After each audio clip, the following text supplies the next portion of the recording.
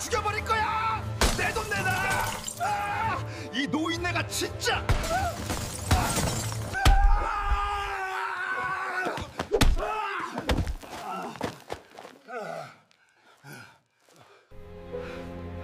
잘 가라 아들아.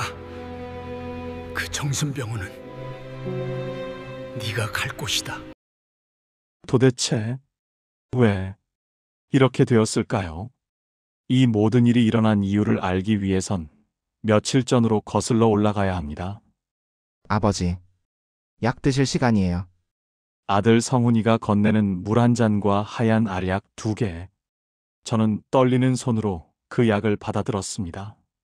아들은 세상에서 제일 효자인 척 걱정스러운 눈빛으로 저를 바라보고 있었습니다. 아버지, 이거 비타민이랑 영양제예요. 요즘 자꾸 깜빡깜빡 하시잖아요. 이거 드셔야 머리가 맑아진대요. 저는 의심 없이 그 약을 입에 털어넣었습니다. 꿀꺽. 목구멍으로 넘어가는 그 알약이 제 영혼을 갉아먹는 독약인 줄은 꿈에도 모른 채 말입니다. 약 기운이 퍼지기 시작하면 세상이 물먹은 솜처럼 무거워졌습니다. 눈앞이 흐릿해지고 귓가에서는 웅웅거리는 소리가 들렸습니다. 그리고 정신을 차려보면 저는 전혀 기억나지 않는 행동을 하고 있었습니다. 어느 날 밤이었습니다. 잠을 자다 목이 말라 거실로 나왔는데 갑자기 불이 탁 켜졌습니다. 눈을 비비며 앞을 보니 며느리가 비명을 지르며 주저앉아 있고 아들이 야구 방망이를 들고 저를 겨누고 있었습니다. 아버지, 지금 뭐 하시는 거예요? 응? 내가 뭘? 손에 든 거 그거 뭐예요? 칼 내려놓으세요. 얼른요. 칼? 저는 제 오른손을 내려다보았습니다. 놀랍게도 제 손에는 부엌에서 쓰는 식칼이 들려 있었습니다. 등골이 오싹해지고 머리카락이 쭈뼛 섰습니다. 내가 왜 이 흉측한 걸 들고 있는 거지? 도무지 기억이 나지 않았습니다. 그저 목이 말라 물을 마시러 나왔을 뿐인데. 아버지, 방금 며느리 방문 열고 들어가려고 하셨잖아요. 칼 들고 중얼거리면서. 기억 안 나세요? 내가 그럴 리가. 난 기억이 안 난다. 정말이다. 아버지, 요즘 진짜 왜 이러세요? 저번에는 벽 보고 혼자 욕하시더니 이제는 식구들까지 해치려고 하시면 어떡해요? 아들은 식칼을 뺏어 들고 고개를 저었습니다. 며느리는 공포에 질린 눈으로 저를 쳐다보며 울먹였습니다. 여보, 나 무서워서 못 살겠어.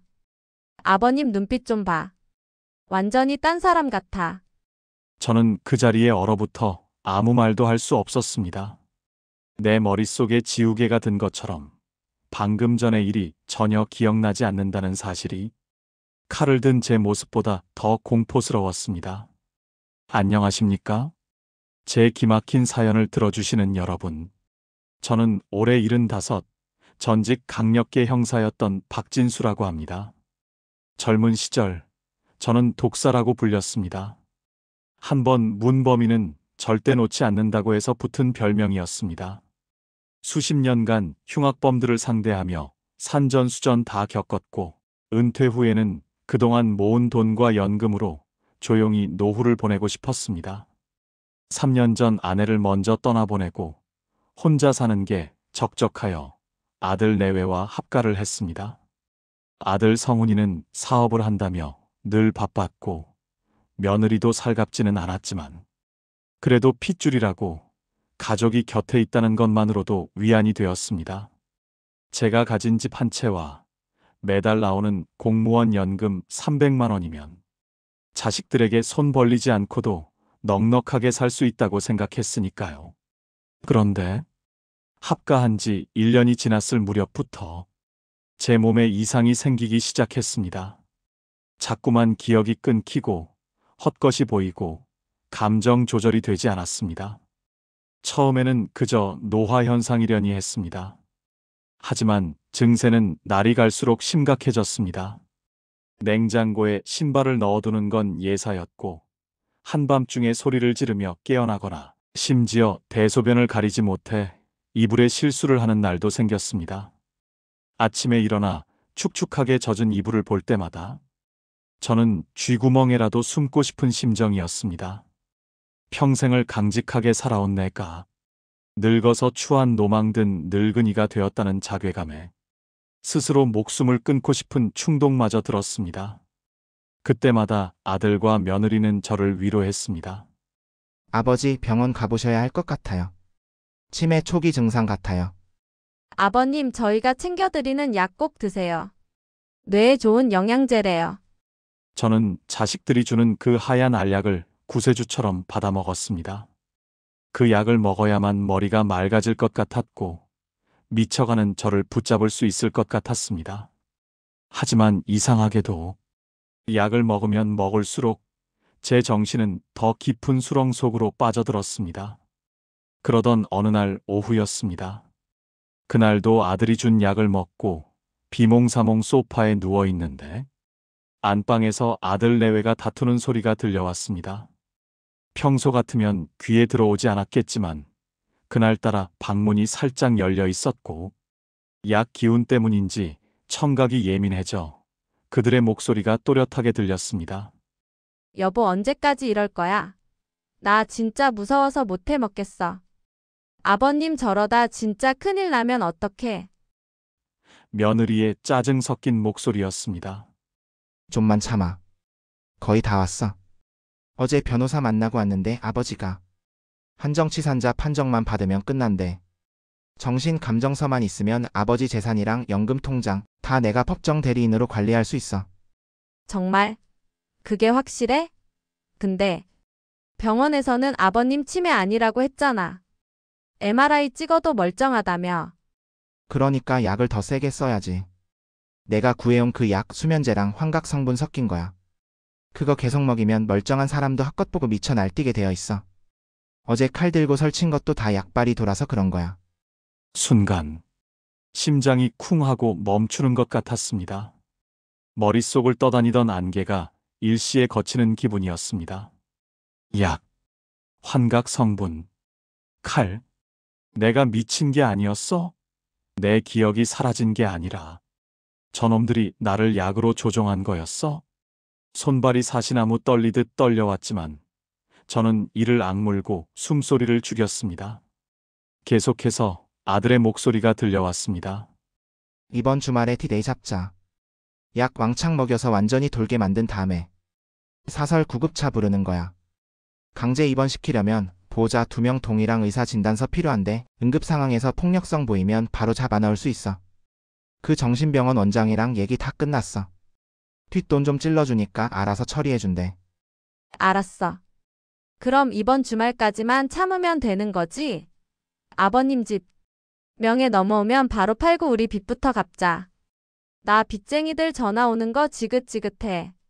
걱정 마. 내가 누구냐? 박성훈이야. 아버지 연금 300만 원도 매달 꼬박꼬박 나을 테니까 그거면 이자 갚고도 남지. 저 노인네 정신병원 독방에 처박아 두면 1년 더 못 가서 죽을걸? 그때까지만 버티면 돼. 1년도 못 가서 죽을걸. 제 아들 성훈이의 입에서 나온 말이 맞는지 제 귀를 의심했습니다. 도박 빚에 시달린다는 건 알고 있었지만 설마 하니 아비의 돈을 뺏으려고 멀쩡한 아비를 정신병자로 만들어 가두려 하다니 이건 폐륜을 넘어선 살인 모의였습니다. 배신감에 피가 거꾸로 솟아올랐습니다. 당장이라도 방문을 박차고 들어가 저놈들의 멱살을 잡고 싶었습니다. 하지만 저는 멈췄습니다. 형사생활 30년의 본능이 저를 말렸습니다. 지금 들어가서 따져봐야 소용없다. 증거도 없고 내 몸 상태도 엉망이다. 오히려 저놈들이 작정하고 덤비면 힘없는 늙은이 하나 제압하는 건 일도 아닐 테지. 그럼 정말로 쥐도 새도 모르게 정신병원에 끌려가게 될 거다. 저는 떨리는 손으로 입을 틀어막고 소리 없는 비명을 삼키며 제 방으로 기어왔습니다. 거울 속에 비친 제 모습은 공포에 질린 늙은 짐승 같았습니다. 하지만 제 눈빛만은 죽지 않았습니다. 형사 박진수의 눈빛이 30년 만에 다시 살아나고 있었습니다. 그래, 내 놈들이 감히 이 애비를 사냥감으로 삼았단 말이지? 나를 미친 사람으로 만들어서 돈을 가로채겠다? 좋다. 그렇다면 어디 한번 제대로 미쳐주마.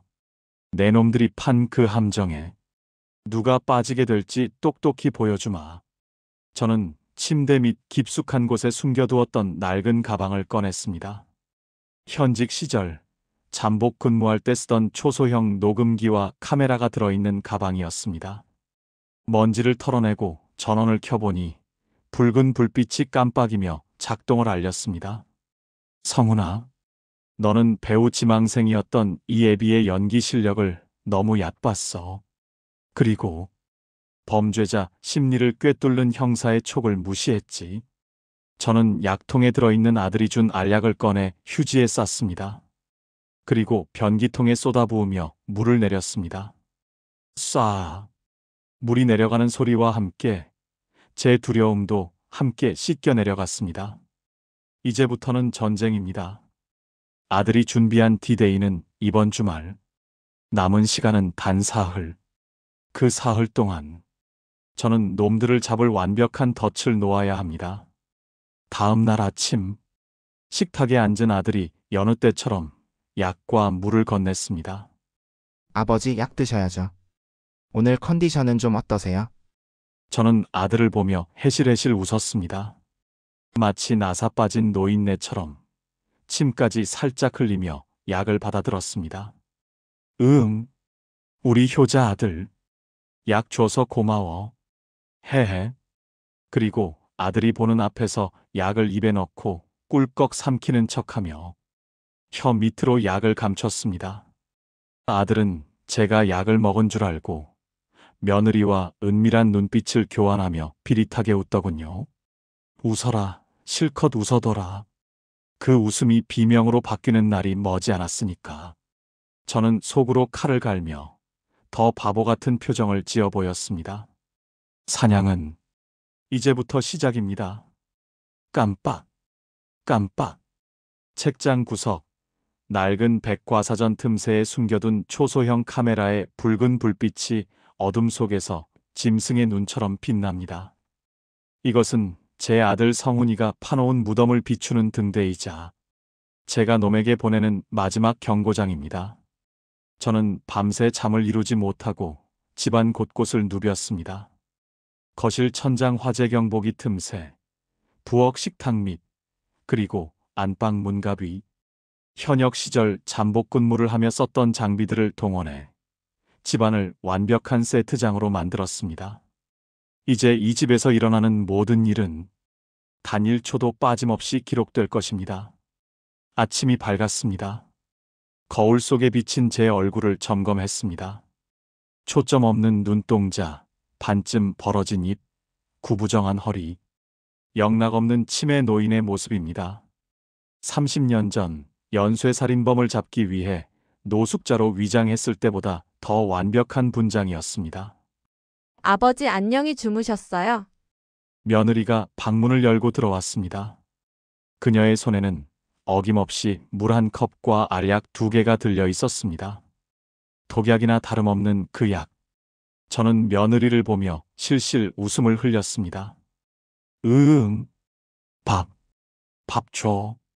아이고 아버님, 약부터 드셔야죠. 이거 드셔야 밥 드려요. 얼른요. 며느리는 마치 짐승을 조련하듯 약을 제 입가에 들이밀었습니다. 저는 순순히 입을 벌려 약을 받아먹는 신용을 했습니다. 그리고 며느리가 등을 돌려나가는 순간 혀 밑에 감춰두었던 약을 재빨리 뱉어 손수건에 쌌습니다. 이 약들은 나중에 아주 유용하게 쓰일 겁니다. 누구에게? 바로 이 약을 구해온 제 아들놈에게 말입니다. 거실로 나가니 아들 성훈이가 소파에 앉아 텔레비전을 보고 있었습니다. 그런데 녀석의 상태가 심상치 않아 보였습니다. 다리를 덜덜 떨고 있었고 손톱을 물어뜯고 있었습니다.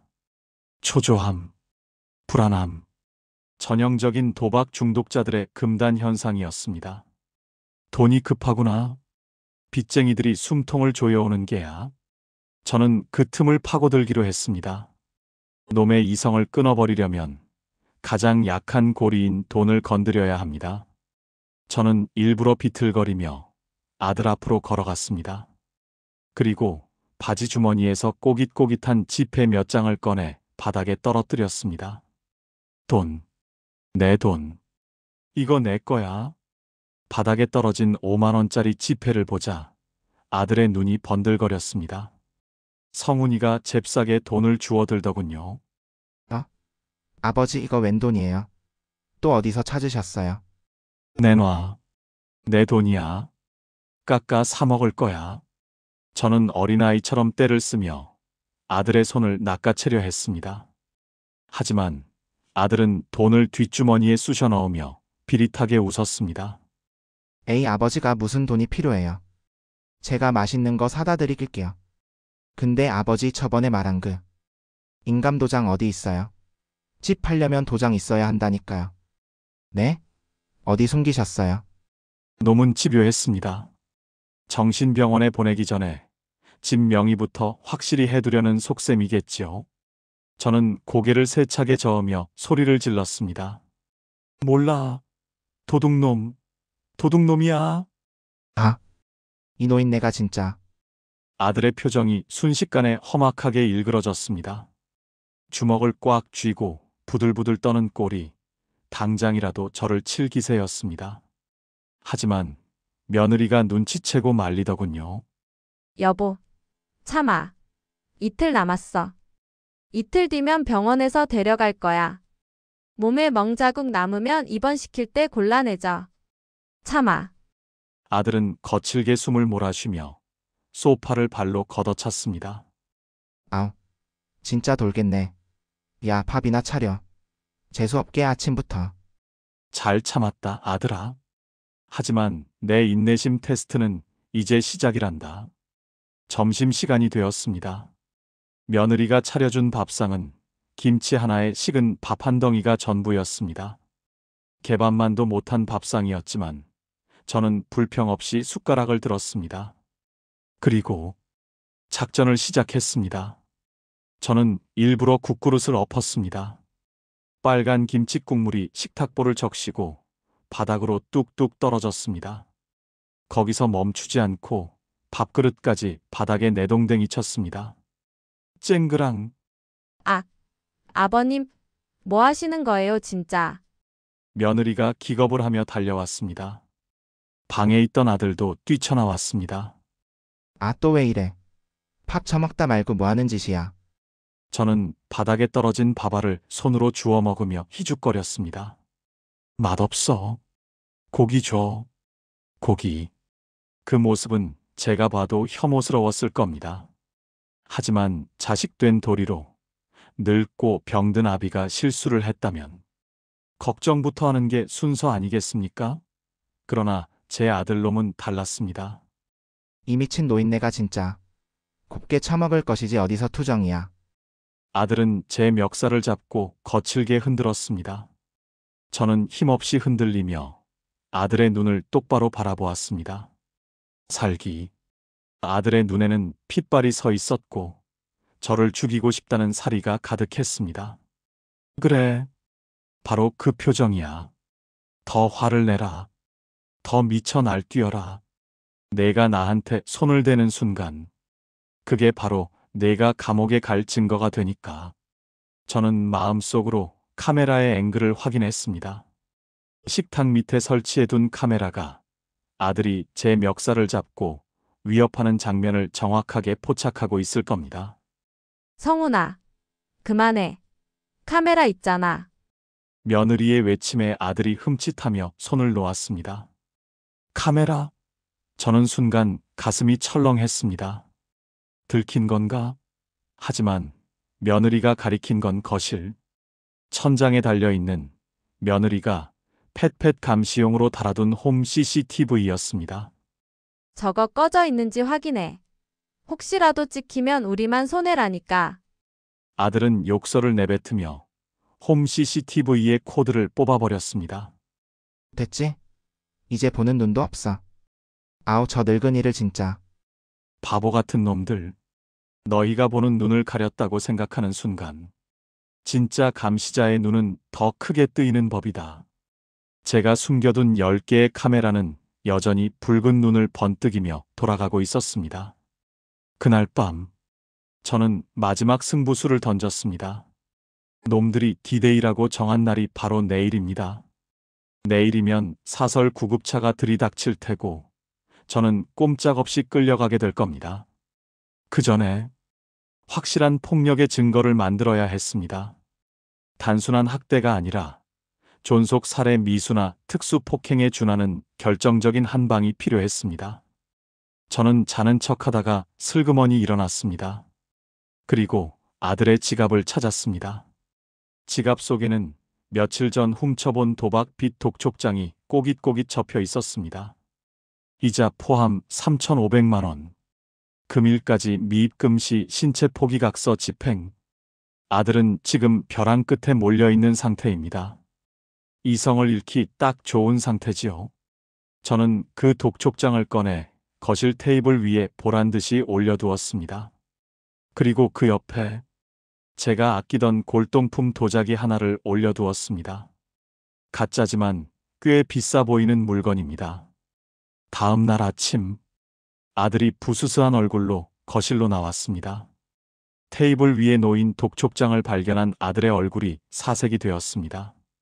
누가 이걸 봤을까 두리번거리던 아들과 제 눈이 딱 마주쳤습니다. 저는 도자기를 품에 안고 웅크리고 앉아 있었습니다. 이거 내 거야. 비싼 거야. 돈 줄게. 아들이 득달같이 달려들었습니다. 아버지, 이거 뭐예요? 이거 봤어요? 봤냐고. 몰라. 돈 줘. 이거 내놓으라고. 이거 팔면 얼마야? 아들은 제 품에 있는 도자기를 뺏으려 안간 힘을 썼습니다. 저는 뺏기지 않으려고 버둥거리며 소리를 질렀습니다. 안 돼. 내 보물이야. 도둑놈아, 나가. 이 늙은이가 진짜 뒤지고 싶어? 아들의 눈이 뒤집혔습니다. 그는 옆에 있던 골프채를 집어들었습니다. 이성을 잃은 놈은 이제 앞뒤 가리지 않고 덤벼들 기세였습니다. 죽여버릴 거야. 다 죽여버리고 돈만 챙기면 돼. 아들이 골프채를 높이 치켜든 순간 저는 도자기를 바닥에 패대기 쳤습니다. 와장창 날카로운 파편이 사방으로 튀었습니다. 그 소리에 놀란 며느리가 뛰쳐나왔고 아들은 잠시 멈칫했습니다. 하지만 이미 엎질러진 물. 아들의 분노는 폭발점을 넘었습니다. 그는 골프채로 거실 유리창을 박살내고 텔레비전을 부수기 시작했습니다. 으악. 다 꺼져. 돈 내놔. 돈. 미친 듯이 날뛰는 아들의 모습. 집안은 순식간에 난장판이 되었습니다. 저는 구석에 웅크리고 앉아 벌벌 떠는 척했지만 속으로는 쾌재를 부르고 있었습니다. 그래, 더 부셔라. 더 미쳐라. 지금 내 꼬라지를. 카메라 5대가 동시에 찍고 있으니까 이 정도면 충분했습니다. 누가 봐도 정신 이상자의 난동이었고 아버지를 위협하는 페류나의 모습이었습니다. 이제 남은 건 하나. 이 광란의 드라마에 진짜 약을 칠 차례입니다. 저는 난동을 피우다 지쳐 씩씩거리는 아들을 보며 슬그머니 부엌으로 향했습니다. 그리고 아들이 마시던 물병에 지난 며칠간 제가 뱉어 모아두었던 그 알약들을 가루를 내어 몽땅 타버렸습니다. 환각, 흥분, 그리고 수면 유도 성분이 뒤섞인 정체불명의 칵테일. 내가 나에게 먹이려던 그 독약을 이젠 네가 맛볼 차례다. 성훈아, 목마르지? 물 마셔. 저는 세상에서 제일 겁에 질린 표정으로 물병을 식탁 위에 올려두었습니다. 아들은 저를 거들떠보지도 않고 물병을 낚아채 벌컥벌컥 들이켰습니다. 꿀꺽, 꿀꺽. 아들의 목울대가 움직일 때마다 제 심장도 쿵쾅거렸습니다. 이제 주사위는 던져졌습니다. 약 기운이 퍼지기까지 30분. 그리고 놈이 부른 사설 구급차가 도착하기까지 1시간. 타이밍은 완벽합니다. 아들아, 기대해라. 오늘 내가 탈 구급차는 아주 특별한 여행을 시켜줄 테니까. 꿀꺽, 꿀꺽. 아들 성훈이가 물병을 비우는 소리가 제 귀에는 마치 사형수가 마지막 만찬을 삼키는 소리처럼 들렸습니다. 제가 며칠 동안 입안에서 굴리다 뱉어낸 정체를 알 수 없는 그 독한 알약들. 수면제인지 환각제인지 아니면 신경안정제인지 모를 그 약 가루들이 지금 아들의 식도를 타고 내려가 온몸의 혈관으로 퍼지고 있었습니다. 아들은 빈 물병을 탁자에 거칠게 내려놓으며 저를 노려보았습니다. 뭘 봐요? 물 마시는 거 처음 봐요? 아, 진짜 재수없게 쳐다보네. 저는 흠칫 놀라는 척하며 몸을 움츠렸습니다. 아니야, 아니야. 목마를까봐. 시끄러워요. 저리 꺼져요. 냄새나니까. 아들은 손을 휘저으며 저를 쫓아냈습니다. 저는 쫓겨나듯 방으로 들어와 문을 닫았지만 문고리를 완전히 잠그지는 않았습니다. 문틈으로 거실을 지켜봐야 했으니까요. 지금부터 벌어질 일은 제 인생 마지막 수사 기록이자 가장 통쾌한 복수극이 될 테니까요. 시간이 얼마나 흘렀을까요? 거실 벽 시계가 오후 2시를 가리키고 있었습니다. 아들이 디데이라며 사설 구급차를 예약한 시간이 다가오고 있었습니다. 그런데 소파에 앉아있던 아들의 상태가 조금씩 이상해지기 시작했습니다. 처음에는 그저 졸린 듯 목을 꺾으며 꾸벅거리더군요. 그러더니 갑자기 벌떡 일어나 자신의 목을 벅벅 긁기 시작했습니다. 손톱으로 살갗을 파낼 듯이 긁어대는데 붉은 손자국이 목덜미에 선명하게 남을 정도였습니다. 왜 이렇게 간지러워? 뭐야 이거? 아들은 넥타이를 거칠게 풀어던지고 셔츠 단추를 뜯어내듯 풀었습니다. 몸에서 열이 나는지 얼굴이 벌겋게 달아오르고 이마에는 굵은 땀방울이 맺히기 시작했습니다. 약 기운이 돌기 시작한 겁니다. 제가 먹었을 때 느꼈던 그 몽롱함과 구토감. 그걸 한꺼번에 그것도 몇 배의 농도로 들이켰으니 오죽하겠습니까? 여보, 나 좀 이상해. 물 좀 줘. 아니, 술 가져와. 아들이 비틀거리며 부엌 쪽으로 향하다가 식탁 모서리에 허벅지를 쿵 찧었습니다. 평소 같으면 아프다고 짜증을 냈겠지만 지금 녀석은 고통조차 느끼지 못하는 것 같았습니다. 오히려 멍한 눈으로 허공을 응시하며 중얼거렸습니다. 누구야? 거기 누구 있어? 안방에 있던 며느리가 나왔습니다. 여보, 왜 그래? 구급차 올 시간 다 됐는데 준비 안 하고 뭐해? 아버님 옷 입혀야지. 저기 누가 있잖아. 내 돈 떼먹은 새끼. 김 사장 저 새끼가 왜 여기 있어? 아들이 갑자기 허공을 향해 삿대질을 했습니다. 물론 거실에는 아무도 없었습니다.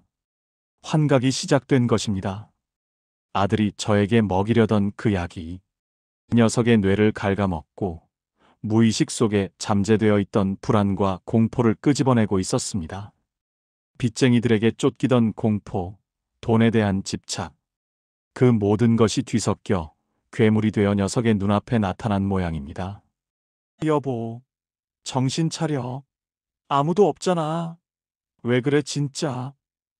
며느리가 다가가 아들을 흔들었지만 아들은 며느리를 거칠게 밀쳐냈습니다. 비켜. 저 새끼 잡아야 돼. 내 돈 내놔. 내 돈. 콰당. 며느리가 바닥에 나뒹굴었습니다. 아들은 부엌으로 달려가 식칼을 집어들 뻔하다가 손이 미끄러져 떨어뜨렸습니다. 대신 구석에 세워져 있던 야구 방망이를 다시 집어들었습니다. 눈이 완전히 풀려 있었고 입가에는 허연 거품이 맺혀 있었습니다. 영락없는 미치광이의 모습이었습니다. 저는 방 문틈으로 그 광경을 보며 전율을 느꼈습니다. 30년 전 마약 사범을 검거할 때 봤던 그 눈빛. 이성이라고는 찾아볼 수 없는 오직 본능과 광기만 남은 짐승의 눈빛. 제 아들이 바로 그 괴물이 되어 있었습니다. 크악, 다 죽여버릴 거야. 벌레들이 기어다녀. 내 몸에 벌레가 있다고. 아들은 방망이를 휘두르며 거실을 쑥대밭으로 만들기 시작했습니다. 텔레비전 액정이 박살나고 화분이 깨져 흙이 쏟아졌습니다. 자신이 깨트린 유리조각 위를 맨발로 밟고 다니면서도 비명을 지르며 허공을 향해 방망이질을 해댔습니다. 여보, 제발 살려줘. 으앙. 며느리는 공포에 질려 안방으로 도망쳐 문을 잠갔습니다. 거실에는 이제 미쳐 날뛰는 아들 혼자 남았습니다.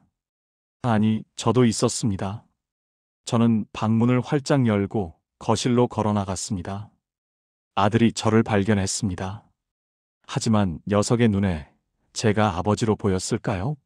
아니면 자신을 잡으러 온 저승사자로 보였을까요? 너 이리 와. 내 돈 내놔. 아들이 비틀거리며 제게 다가왔습니다. 야구 방망이를 쥔 손이 부들부들 떨리고 있었습니다. 저는 피하지 않았습니다. 오히려 한 발짝 더 다가갔습니다. 집안 곳곳에 설치된 5대의 카메라가 이 완벽한 앵글을 담고 있다는 것을 알고 있었으니까요. 성훈아, 많이 아프냐? 머리가 깨질 것 같고 속이 뒤집히지? 내가 지난 1년간 느꼈던 고통이 바로 그거란다. 제 목소리가 들리기나 하는지 아들은 괴성을 지르며 방망이를 높이 쳐들었습니다. 그때였습니다. 위잉 마이너스 창밖에서 날카로운 사이렌 소리가 들려왔습니다. 드디어 그들이 왔습니다. 아들이 저를 가두기 위해 불렀던 사설 구급차, 지옥으로 가는 마차. 하하, 왔다. 널 잡아갈 사람들이 왔어. 넌 이제 끝이야. 사이렌 소리를 들은 아들이 광기 어린 웃음을 터뜨렸습니다. 자신이 불렀으니 당연히 저들이 내 편이라고 생각하겠지요. 하지만 녀석은 모르고 있었습니다. 지금 자신의 꼴이 밖에서 보면 누가 봐도 격리 대상 1순위라는 것을. 피 묻은 발, 찢어진 옷, 손에 든 흉기, 그리고 풀린 동공. 딩동 마이너스, 쾅쾅쾅. 초인종 소리와 함께 문을 두드리는 소리가 났습니다. 이송팀입니다. 문 열어주세요. 아들은 비틀거리며 현관으로 달려갔습니다. 빨리 와. 빨리 와서 저 늙은이 잡아가라고. 아들이 도어락을 열자 건장한 체격의 사설 구급대원 3명이 들이닥쳤습니다. 그들은 손에 진압봉과 결박용 밧줄을 들고 있었습니다. 그런데 그들의 눈에 가장 먼저 들어온 것은 구석에 웅크리고 있는 노인이 아니었습니다. 야구 방망이를 들고 입에 거품을 문 채 소리 지르고 있는 젊은 남자였습니다. 환자분, 진정하세요. 무기 내려놓으세요. 구급대원들이 본능적으로 아들을 에워쌌습니다. 아들은 당황했습니다. 뭐야? 나 아니야. 저기 저 노인네 잡아가라고. 내가 신고했잖아. 돈 줬잖아. 하지만 혀가 꼬여 발음은 부정확했고 약 기운 때문에 몸은 흐느적거렸습니다. 게다가 흥분한 나머지 방망이를 대원들을 향해 휘두르는 신용까지 했습니다. 사설 구급대원들은 산전수전 다 겪은 베테랑들입니다. 눈앞의 남자가 위험인물이라는 판단이 서자 지체 없이 행동에 들어갔습니다. 제 앞에 팀장의 신호와 함께 대원들이 아들에게 달려들었습니다. 이거 놔. 이거 놓으라고. 내가 누군 줄 알아. 우당탕. 거구의 대원들이 아들을 바닥에 깔아뭉개고 팔을 뒤로 꺾었습니다. 아들은 짐승처럼 울부짖으며 발버둥 쳤지만 약에 취한 몸으로는 역부족이었습니다. 순식간에 손목과 발목에 억제대가 채워졌습니다. 저는 그제야 구석에서 천천히 걸어 나왔습니다. 최대한 겁에 질리고 슬픔에 잠긴 아버지의 표정을 연기하며 말입니다. 아이고, 선생님들, 감사합니다. 제 아들이 갑자기 미쳐서 저를 죽이려고. 저는 미리 준비해둔 제 얼굴에 상처 살짝 긁어내 피를 낼를 보여주었습니다. 그리고 바닥에 널브러진 흉기와 난장판이 된 집안을 가리켰습니다. 도박 빚 때문에 애가 정신이 나가서 매일 밤마다 칼을 들고 설치고 헛것을 본다고 소리를 지르고 제가 무서워서 살 수가 없습니다. 제발 좀 도와주십시오. 구급대원 팀장이 저를 보며 고개를 끄덕였습니다. 어르신, 많이 놀라셨겠습니다. 환자분 상태가 심각해 보이네요. 약물 중독이나 조현병 급성기 같습니다. 바로 이송해야겠는데요. 이거나 저 영감이 미친 거라고. 내가 불렀어. 내 돈 내놔. 바닥에 짓눌린 아들이 악을 썼지만 그럴수록 대원들의 손아귀 힘은 더 세졌습니다. 그의 말은 그저 정신병자의 헛소리로만 들릴 뿐이었습니다. 보호자분, 동의하시죠? 바로 폐쇄병동으로 가겠습니다. 저는 떨리는 손으로 팀장의 손을 잡았습니다. 네. 제발 부탁드립니다. 저 아이 좀 고쳐주세요. 제가 이 아이 아비입니다. 제가 동의합니다. 이 아이 아비. 제가 동의합니다. 아들이 저를 가두기 위해 준비했던 그 보호자 동의라는 칼날이 이제 아들의 목을 겨누고 있었습니다. 안 돼. 아버지, 아빠, 잘못했어요. 그거 아니잖아. 대원들이 아들의 입에 재갈을 물렸습니다. 시끄러운 소음이 잦아들고 짐승의 신음소리만 남았습니다. 대원들이 아들을 들것에 싣고 엘리베이터로 향했습니다. 저는 지팡이를 짚고 그 뒤를 따랐습니다. 안방 문이 빼꼼 열리고 사색이 된 며느리가 그 광경을 지켜보고 있었습니다. 하지만 그녀는 나오지 못했습니다. 자신도 공범으로 몰려 끌려갈까봐 남편이 끌려가는 걸 보고만 있었습니다. 비겁한 것들. 엘리베이터가 1층에 도착하고 구급차 뒷문이 열렸습니다. 아들은 들것에 묶인 채 눈을 부라리며 저를 쳐다보고 있었습니다. 눈물과 콧물, 그리고 땀으로 범벅이 된 아들의 얼굴. 그 얼굴에서 더 이상 오만함은 찾아볼 수 없었습니다. 오직 공포와 혼란만이 가득했습니다. 저는 대원들에게 잠시만 시간을 달라고 부탁했습니다. 그리고 들것에 묶인 아들에게 가까이 다가갔습니다. 아들의 귀에 입을 대고 누구보다 차갑고 누구보다 명료한 목소리로 속삭였습니다. 성훈아, 내가 예약한 특실이다. 마음에 드냐? 거기 밥은 입에 맞을지 모르겠구나. 걱정 마라. 내가 탐내던 내 연금이랑 집은 내가 아주 잘 쓸 테니까. 그리고 약은 꼬박꼬박 챙겨 먹어라. 그래야 영원히 못 나오지. 으흡. 아들이 눈알이 튀어나올 듯이 몸부림쳤지만 결박은 풀리지 않았습니다. 출발하겠습니다. 대원이 뒷문을 닫았습니다. 쾅! 문이 닫히고 사이렌 소리가 다시 울려 퍼졌습니다. 구급차는 요란한 소리를 내며 어둠 속으로 사라졌습니다. 저는 멀어지는 구급차를 보며 손을 흔들었습니다. 잘 가라, 내 아들. 부디 그곳에서 내가 잃어버린 인간성을 조금이라도 찾길 바란다. 물론 그럴 기회는 영영 오지 않겠지만 찬 바람이 불어왔지만 제 가슴은 뜨거웠습니다. 이제 시작입니다. 아들은 처리했지만 아직 집안에 쥐새끼 한 마리가 남아있으니까요. 저는 천천히, 아주 천천히 집으로 발걸음을 옮겼습니다. 띠리릭, 철커덕. 현관문을 잠그고 이중 안전고리까지 걸었습니다. 이제 이 집은 완벽한 밀실이 되었습니다. 구급차의 사이렌 소리는 멀어졌지만 집안에는 아직 처리해야 할 찌꺼기가 남아 있었습니다. 저는 지팡이를 짚고 천천히 거실로 들어섰습니다. 난장판이 된 거실 바닥. 깨진 유리 조각과 뒤집힌 화분들이 아들의 광기를 증명하고 있었습니다. 그 너머 굳게 닫힌 안방 문이 보였습니다. 남편이 끌려가는 동안 코빼기도 비치지 않았던 비겁한 여자. 제 며느리가 저 문 뒤에 숨죽이고 있을 겁니다.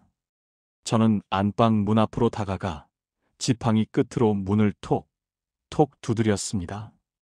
혜미야, 안에 있는 거 다 안다. 그만 나오거라. 아무 대답이 없었습니다. 마치 죽은 듯한 고요함. 하지만 문틈으로 새어나오는 미세한 인기척과 떨림까지 숨길 수는 없었겠죠. 형사생활 30년 문 뒤에 숨은 범인의 숨소리만 들어도 그 심리 상태를 알 수 있습니다. 지금 며느리는 공포에 질려 있으면서도 한편으로는 머리를 굴리고 있을 겁니다. 이 상황을 어떻게 빠져나갈까? 저 노인네를 어떻게 구슬려야 할까? 안 나오면 내가 들어간다. 열쇠 수리공 부를 필요까진 없겠지? 그제야 덜컥 하고 잠금장치 풀리는 소리가 났습니다. 문이 빼꼼히 열리고 며느리가 고개를 내밀었습니다. 화장은 다 번져 있고 머리는 산발이 된 채 눈동자는 불안하게 흔들리고 있었습니다. 아, 아버님, 그이는요? 정말 병원에 간 거예요? 그녀의 첫 마디는 남편 걱정이 아니었습니다. 자신의 안위와 상황 파악이 먼저인 목소리였습니다. 그래, 아주 좋은 곳으로 갔다. 내 남편이 나를 보내려고 했던 바로 그곳 말이다. 시설도 좋고 약도 아주 잘 챙겨준다니 걱정 말아라. 제 말에 며느리의 얼굴이 창백해졌습니다. 그녀는 현관 쪽을 힐끔거렸습니다. 도망칠 구멍을 찾는 눈치였습니다. 하지만 저는 거실 소파, 아니, 유일하게 멀쩡한 의자를 끌어다가 안방 문 앞에 딱 버티고 앉았습니다. 앉아라. 우리 할 얘기가 있지 않니? 며느리는 쭈뼛거리며 방바닥에 무릎을 꿇었습니다. 그리고는 갑자기 눈물을 뚝뚝 흘리며 연기를 시작하더군요. 아버님, 흐흑. 저는 정말 몰랐어요. 그이가 시키는 대로 했을 뿐이에요. 그이가 무서워서 때릴까봐 어쩔 수 없이. 저도 피해자예요, 아버님. 제발 믿어주세요. 피해자라. 참으로 뻔뻔하고도 역겨운 변명입니다. 아들이 저에게 정체불명의 약을 먹일 때 옆에서 물을 떠다 바친 게 누구였습니까? 아들이 노인네 정신병원 보내고 집 팔자고 했을 때 빚 갚고 명품 가방 하나 사달라며 맞장구 친 게 누구였습니까? 저는 품 안에서 작은 녹음기 하나를 꺼냈습니다. 일주일 전 안방 화장대 밑에 붙여두었던 초소형 녹음기입니다. 피해자? 그래, 들어보자꾸나. 내가 얼마나 억울한 피해자인지. 재생 버튼을 누르자 지직거리는 잡음 섞인 며느리의 목소리가 거실에 울려 퍼졌습니다. 자기야, 이번에 아버님 입원시키면 연금 통장 비밀번호부터 알아내야 해. 나 카드값 메꿔야 한단 말이야. 그 노인네 치매인 척하는 거 아니야? 약 더 세게 타. 침 질질 흘리게 만들어야 의사가 속지. 녹음기에서 흘러나오는 자신의 목소리를 듣는 순간 며느리의 울음소리가 뚝 그쳤습니다. 그녀의 얼굴이 홍당무처럼 붉어졌다가 이내 흑빛으로 변했습니다. 더 이상의 변명은 통하지 않는다는 걸 깨달은 거겠지요. 이게 언제긴. 내가 매일 밤 남편이랑 착당 모의할 때지. 내가 치매 노인인 줄 알았느냐? 내가 멍청하게 약이나 받아먹고 해벌레하고 있는 줄 알았어? 저는 녹음기를 끄고 차갑게 그녀를 내려다보았습니다. 나는 내 시아버지기 이전에 평생 범죄자들 머리 꼭대기에서 놀던 형사였다. 너희들이 나에게 먹인 그 약, 성분 분석까지 다 의뢰해놨다. 수면제, 환각제, 그리고 동물 마취제 성분까지 나왔더구나. 이건 존속상해, 아니 살인미수야. 알겠니? 살인미수라는 단어에 며느리가 바닥에 넙죽 엎드렸습니다. 아버님, 잘못했어요. 죽을 죄를 지었어요. 신고만은 하지 말아주세요. 저 감옥 가면 안 돼요. 친정 식구들 알면 저 죽어요. 신고? 그래, 경찰에 넘길 수도 있지.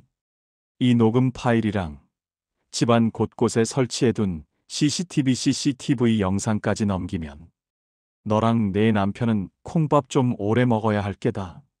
저는 일부러 말끝을 흐리며 뜸을 들였습니다. 며느리는 제 입만 바라보며 바들바들 떨고 있었습니다.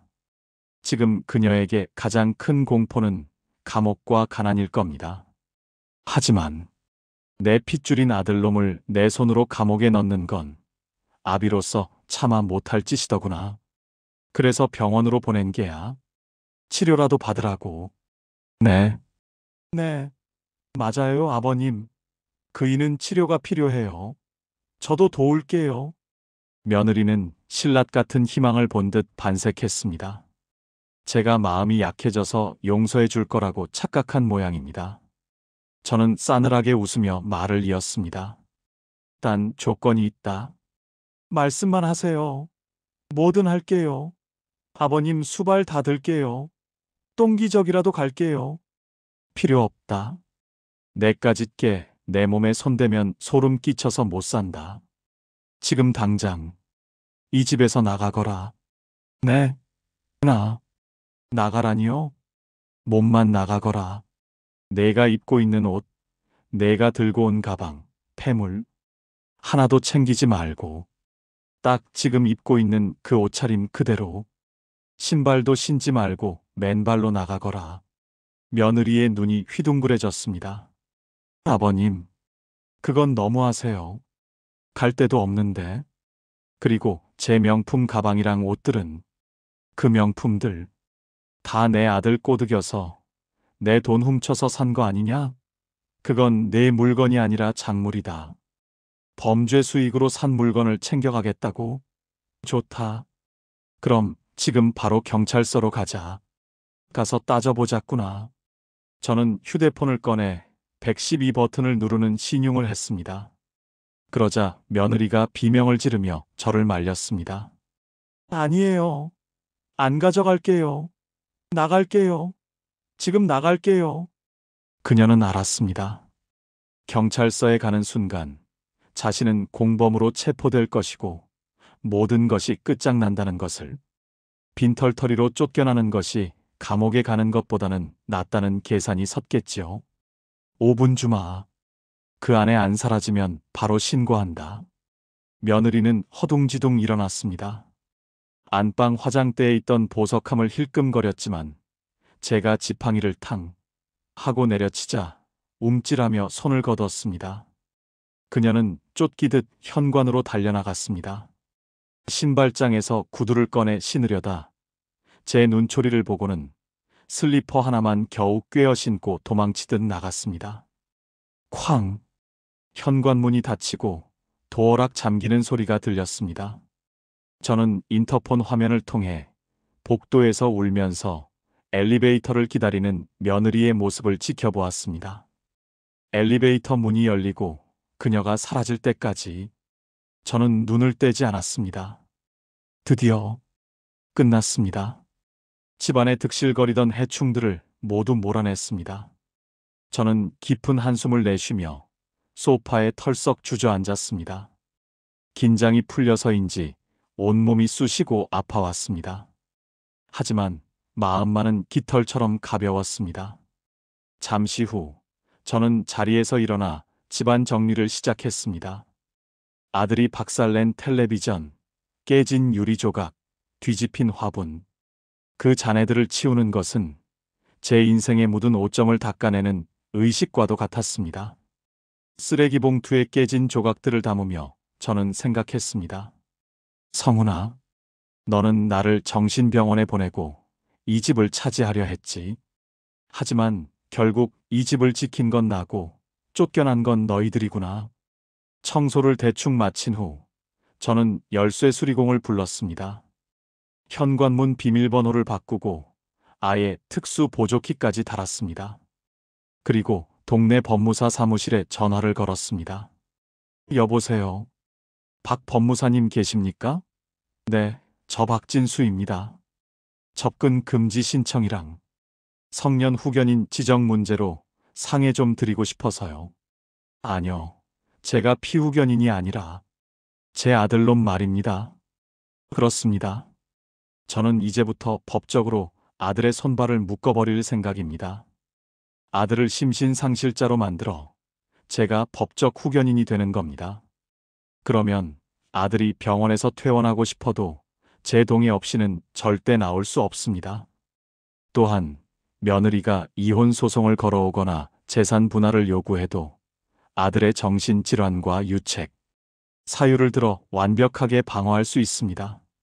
놈들이 짰던 그 사악한 계획, 한정치산자 만들기, 그걸 그대로 돌려주는 겁니다. 기가 막힌 아이러니 아닙니까? 해질녘이 되어서야 모든 정리가 끝났습니다. 저는 베란다 의자에 앉아 붉게 물드는 노을을 바라보았습니다. 주머니에서 꼬깃꼬깃한 담배 한 개비를 꺼내 물었습니다.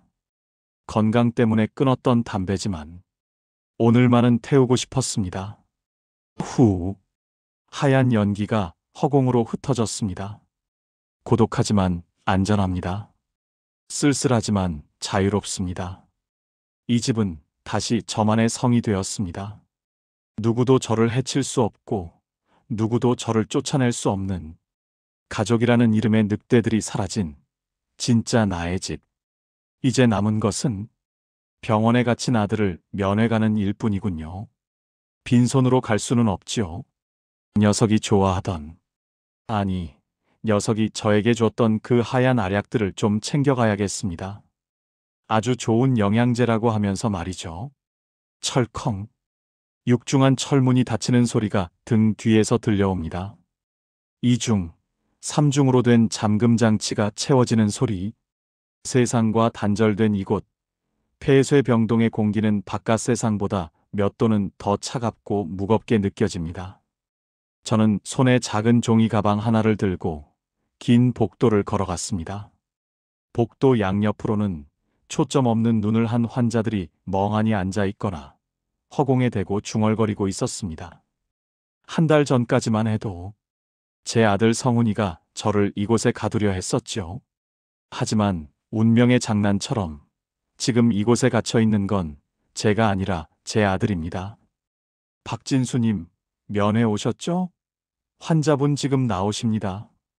아직 감정 기복이 좀 있으니까 자극적인 말은 삼가주세요.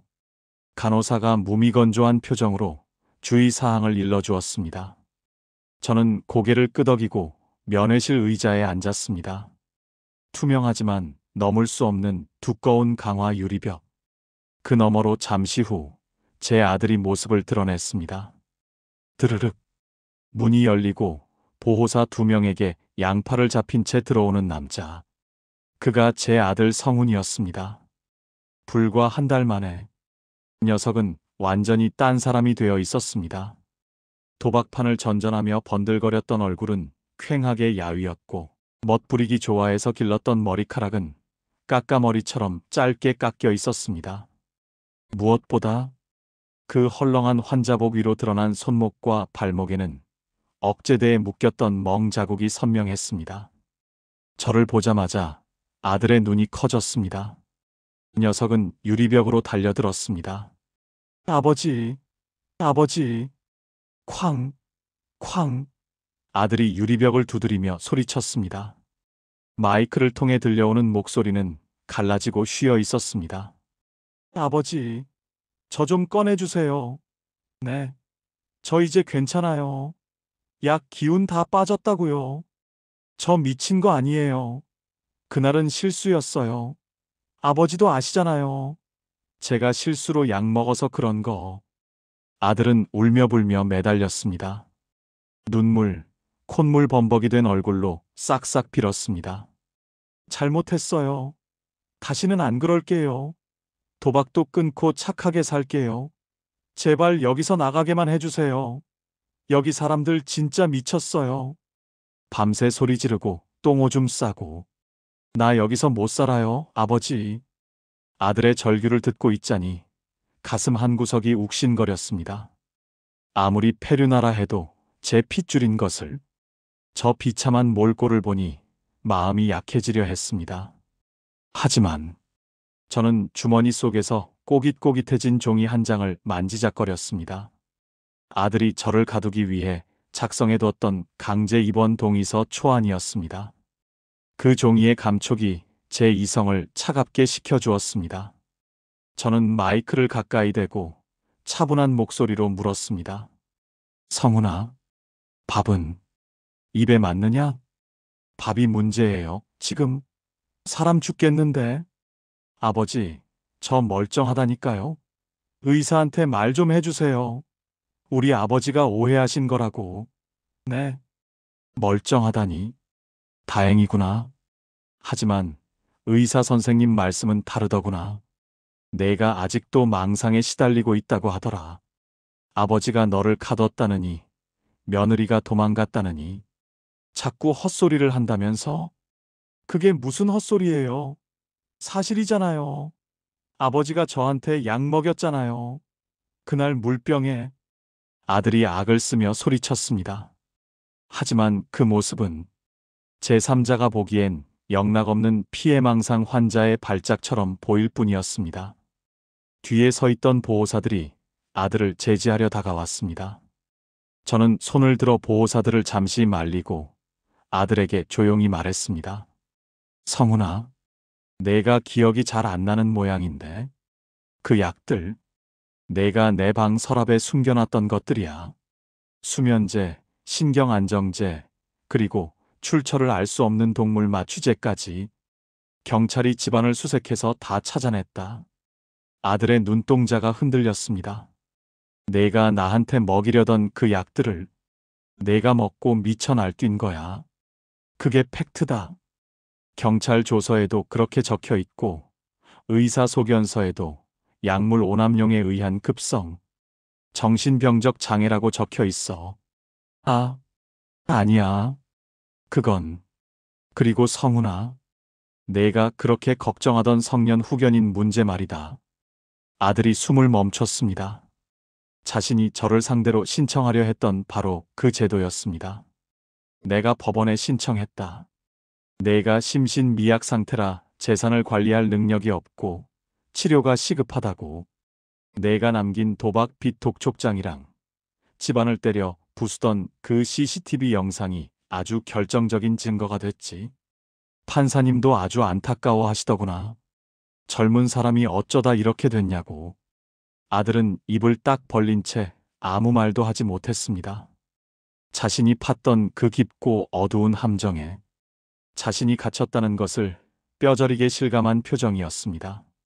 성년 후견인이 지정되면 아들은 자신의 의지로 퇴원할 수도 없고 통장 하나 제 마음대로 만들 수 없습니다. 그 후견인이 바로 그가 죽이려 했던 아버지인저 박진수입니다. 안 돼요. 아버지, 그러지 마세요. 저 평생 여기 가두실 거예요? 네, 저 아직 젊잖아요. 제 인생 이렇게 끝낼 수는 없잖아요. 아들이 바닥에 주저앉아 흐느끼기 시작했습니다. 그 처량한 울음소리가 유리벽을 넘어 제 가슴을 파고들었습니다. 저는 가지고 온 종이 가방을 들어 올렸습니다. 성훈아, 빈손으로 오기 뭐해서. 내가 좋아하던 걸 좀 가져왔다. 아들이 고개를 들었습니다. 혹시 갈비찜이나 따뜻한 옷가지일까 기대하는 눈치였습니다. 저는 배식 구멍으로 작은 플라스틱 통 하나를 밀어 넣었습니다. 통 안에는 하얀 알약들이 가득 들어 있었습니다. 아들이 뇌영양제라며 저에게 매일 아침 건넸던 바로 그 약들이었습니다. 제가 먹지 않고 모아두었던 지난 1년간의 거짓 효도의 증거물들. 이거 기억나지? 내가 나한테 비타민이라고 속이고 먹였던 거.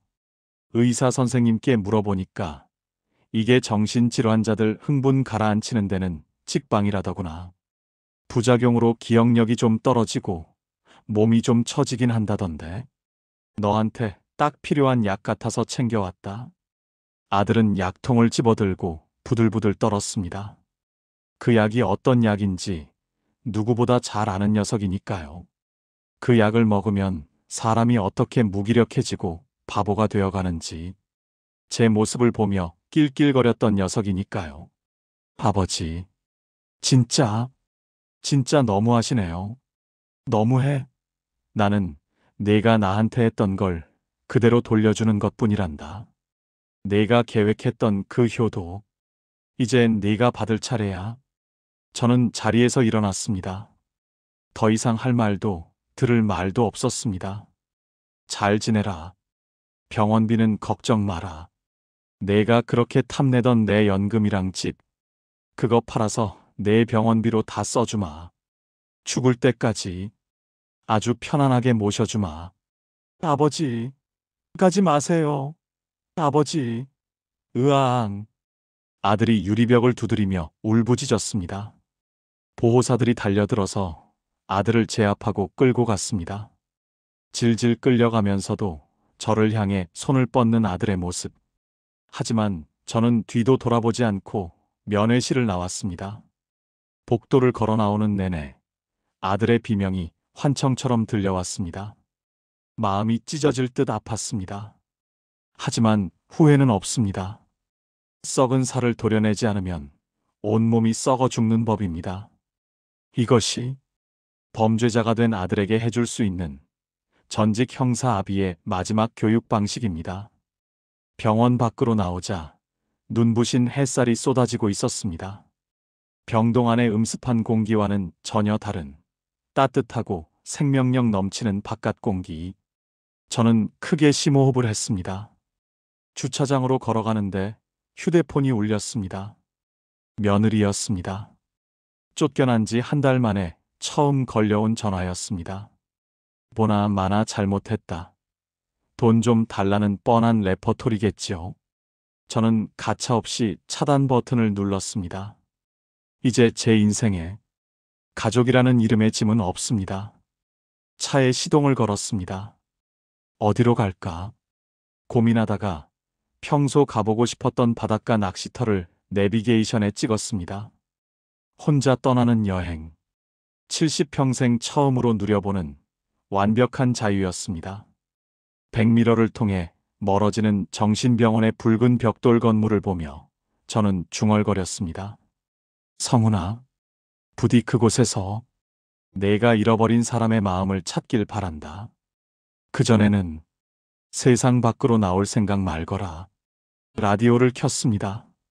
경쾌한 올드 팝송이 흘러나왔습니다. 제 인생의 2막은 이제부터 시작입니다. 창문을 내리자 비릿하면서도 상쾌한 바다 냄새가 차 안으로 밀려 들어왔습니다. 강원도 속초 앞바다. 서울에서 3시간을 넘게 달려 도착한 이곳은 제 인생의 새로운 챕터가 시작되는 곳입니다. 저는 시동을 끄고 차에서 내렸습니다. 눈앞에 펼쳐진 검푸른 동의 바다. 가슴이 뻥 뚫릴 듯한 파도 소리가 지난 1년간 제 귓가를 괴롭히던 아들의 고함. 소리와 며느리의 잔소리를 씻어내주는 것 같았습니다. 모래사장으로 걸어가 크게 심호흡을 했습니다. 폐부 깊숙이 들어오는 차가운 공기. 이 당연한 숨쉬기조차 그 집에서는 허락되지 않았었지요. 숨소리가 크다고, 냄새가 난다고 구박받으며 방구석에 쭈그리고 앉아 숨죽여야 했던 날들. 하지만 이제 저는 세상 누구의 눈치도 보지 않고 마음껏 숨을 쉽니다. 아, 임금님 귀는 당나귀 귀다. 저는 바다를 향해 목청껏 소리 질렀습니다. 누가 들으면 미친 노인네라고 할지 모르지만 상관없습니다. 제 가슴 속에 응어리진 화덩어리를 토해내지 않고서는 견딜 수가 없었으니까요. 그렇게 한참을 소리 지르고 나니 눈가에 뜨거운 눈물이 핑 돌더군요. 슬퍼서가 아니었습니다. 살아있음이, 그리고 자유로움이 너무나 벅차서였습니다. 금강산도 식후경이라 했던가요? 배가 고파져 근처 횟집으로 들어갔습니다. 혼자 오셨어요? 주인의 물음에 저는 당당하게 대답했습니다. 네. 제일 비싸고 맛있는 걸로 주시오. 소주도 한 병 하고. 잠시 후 상다리가 부러질 듯 차려진 회 정식과 매운탕. 지난 1년간 며느리가 던져주던 식은 밥과 쉰 김치 쪼가리와는 비교조차 할 수 없는 진수성찬이었습니다. 두툼한 회 한 점을 초장에 찍어 입에 넣는 순간 입안 가득 퍼지는 감칠맛에 저도 모르게 웃음이 나왔습니다. 그래, 이게 사는 거지. 이게 사람 사는 맛이지. 소주 한 잔을 들이키며 저는 주머니 속의 통장을 만지작거렸습니다. 아들 녀석이 그토록 탐내던 제 생명줄과도 같은 연금 통장, 그리고 집 문서, 이 모든 것을 지켜냈기에 지금 이 순간의 호사를 누릴 수 있는 것입니다. 만약 제가 그때 약에 취해 쓰러졌더라면 지금쯤 저는 차가운 정신병원 독방에서 맹물에 밥을 말아먹으며 울고 있었겠죠. 생각만 해도 등골이 오싹해집니다. 서울로 돌아온 후 저는 가장 먼저 그 지옥 같았던 아파트를 처분했습니다. 아들의 광기와 저의 공포가 서려 있는 그 집에서는 단 하루도 더 살고 싶지 않았기 때문입니다. 부동산 경기가 안 좋아 제값을 못 받는다고 했지만 상관없었습니다. 급매로 내놓자마자 팔렸고 저는 그 돈을 들고 서울을 떠났습니다. 제가 터를 잡은 곳은 경기도 양평의 한적한 전원주택입니다. 작지만 마당이 있고 텃밭을 일굴 수 있는 곳이죠. 이곳에서 저는 매일 아침 새소리를 들으며 눈을 뜹니다. 일어나면 텃밭에 물을 주고 상추와 고추가 자라는 것을 봅니다. 자식 농사는 망쳤지만 이 채소들은 주인의 정성을 배신하지 않고 무럭무럭 자라더군요. 오후에는 낚시 가방을 둘러매고 근처 강가로 나갑니다. 흐르는 강물에 낚싯대를 들이우고 새월을 낚습니다. 가끔은 예전 경찰서 동료들이 놀러 오기도 합니다. 박 형사, 얼굴이 아주 훤해졌어? 신선 노름이 따로 없네. 친구들과 삼겹살을 구워 먹으며 옛날 이야기를 나누다 보면 시간 가는 줄 모릅니다. 이런 소소한 행복을 왜 진작 누리지 못하고 아들 눈치만 보며 살았나 싶습니다. 아, 궁금해하실 아들 녀석 소식도 전해드려야겠군요. 녀석은 여전히 그곳 폐쇄병동에 있습니다. 벌써 1년이 다 되어 가는군요. 법원은 저의 성년 후견인 신청을 받아들였습니다. 아들이 도박 중독으로 재산을 탕진했고 약물 부작용으로 존속을 위협하는 등 심신이 피폐해져 정상적인 판단이 불가능하다는 제 주장이 완벽하게 입증되었기 때문입니다. 제가 제출한 CCTV 영상과 녹음 파일, 그리고 녀석이 직접 쓴 빚 독촉장이 결정적인 증거가 되었지요. 이제 아들의 모든 법적 권한은 저에게 있습니다. 퇴원을 하려 해도 후견인인 저의 동의가 있어야 하고 통장 하나를 만들려 해도 제 도장이 필요합니다. 녀석이 저를 가두기 위해 짰던 그 완벽한 계획이 이제는 녀석을 가두는 완벽한 감옥이 된 셈입니다. 한 달에 한 번 병원에서 연락이 옵니다. 박성훈 환자분, 상태가 좀 호전된 것 같은데 퇴원 심사를 해볼까요? 그럴 때마다 저는 단호하게 말합니다. 아직 멀었습니다. 지난번 면회 때 보니까 저를 보고 또 소리를 지르더군요. 아직 공격성이 남아 있습니다. 더 치료해 주세요. 병원비는 밀리지 않고 낼 테니 걱정 마시고요. 사실입니다. 녀석은 저를 볼 때마다 내가 나가면 가만 안 둔다며 이를 갑니다. 반성은커녕 도끼만 더 올랐더군요. 그런 놈을 세상 밖으로 내보내는 건 맹수를 풀어놓는 것과 같습니다. 사람이 되기 전까지는, 아니, 어쩌면 영원히 그곳이 녀석에게 가장 안전한 집일지도 모릅니다. 며느리는 어떻게 되었냐고요? 집이 팔리던 날 마지막으로 한 번 마주쳤습니다. 이삿짐을 싸고 있는데 며느리가 불쑥 찾아왔더군요. 몰골이 말이 아니었습니다. 친정에서도 쫓겨났는지 찜질방을 전전하는 눈치였습니다. 아버님, 집 파신다면서요? 그 돈, 성훈이 목도 있는 거잖아요. 저 위자료랑 재산 분할 좀 해주세요. 저 이혼할래요. 참으로 뻔뻔하지 않습니까? 남편을 정신병원에 보내놓고 이제 와서 돈을 챙겨 이혼하겠다니요. 저는 짐을 싸던 손을 멈추고 껄껄 웃었습니다. 얘야, 꿈 깨거라. 성훈이 명의로 된 재산은 10원 한 푼 없다. 오히려 도박 빚만 수천만 원이지. 내가 이혼 소송을 걸면 그 빚까지 재산 분할 대상이 될 텐데 감당할 수 있겠니? 그리고 내가 가진 내 녹취록, 그거 법정에 제출하면 너도 유책 배우자로 위자료 한 푼 못 받을 거다. 그럴 리가. 아버님, 집 한 돈은요? 이 집? 내 명이다. 내 돈으로 내가 산 내 집이야. 성훈이가 보탠 돈이라곤 10년 전 결혼할 때 해온 혼수 가구 몇 개뿐인데 그거 다 부서져서 버렸다. 가져가고 싶으면 쓰레기장에서 찾아가거라. 며느리는 바닥에 주저앉아 통곡했습니다. 악을 쓰고 저주를 퍼부었지만 저는 눈 하나 깜짝하지 않고 경비원을 불렀습니다. 그녀가 끌려나가는 모습을 보며 저는 대문에 매매 완료 딱지를 붙였습니다. 그것으로 그들과의 질긴 악연도 완전히 끝이 났습니다. 지금 저는 제 인생의 황혼기를 그 어느 때보다 찬란하게 보내고 있습니다. 얼마 전에는 평생의 꿈이었던 배우에 도전하기 위해 지역문화센터 연극반에 등록했습니다. 첫 수업날 자기소개를 하는데 가슴이 벅차오르더군요. 안녕하십니까? 75살 신인 배우 박진수입니다. 인생이라는 무대에서 쓴맛 단맛 다 보고 이제야 진짜 제 역할을 찾으러 왔습니다. 사람들이 박수를 쳐주었습니다. 그 박수 소리가 지난 세월의 고통을 보상해주는 것만 같았습니다. 이번에 들어가는 연극에서 제가 맡은 배역은 리어왕입니다.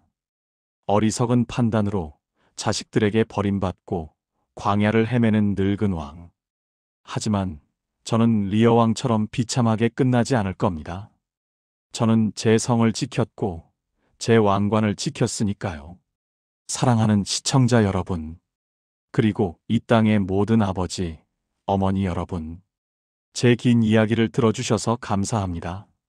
마지막으로 인생의 선배로서, 아니, 지옥 문턱까지 갔다 온 생존자로서 감히 한 말씀만 올리고자 합니다. 자식은 내 소유물도 아니고 내 노후 보험도 아닙니다. 우리가 낳고 길렀지만 그들 머릿속에 들어있는 생각까지 우리가 만들 수는 없습니다. 내 자식은 다르겠지? 설마 나한테 해코지 하겠어? 하는 아니란 믿음은 어쩌면 우리 스스로를 갉아먹는 독이 될지도 모릅니다. 부디 다 퍼주지 마십시오. 내 집, 내 돈, 그리고 내 정신, 나를 지킬 수 있는 최소한의 방패와 무기는 반드시 손에 쥐고 계십시오. 그것이 돈이든 건강이든 혹은 나만의 취미든 말입니다. 내가 나를 지켜야 세상도 나를 함부로 대하지 못합니다. 내가 힘이 있어야 내 자식에게 짐이 되지 않고 당당한 어른으로 남을 수 있습니다. 사랑이라는 이름으로 희생만 강요당하지 마십시오. 여러분은 충분히 대접받고 충분히 행복할 자격이 있습니다. 지금 가지고 계신 그 무기를 꽉 잡으세요.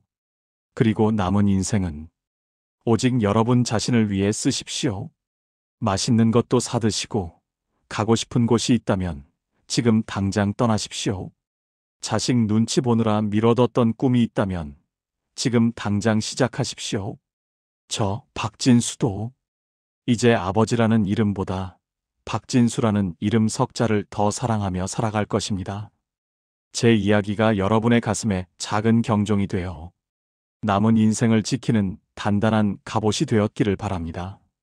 지금까지 지옥에서 살아 돌아온 남자 아니 인생 2막을 멋지게 열어젖힌 남자, 박진수였습니다. 감사합니다. 건강하십시오. 그리고 행복하십시오.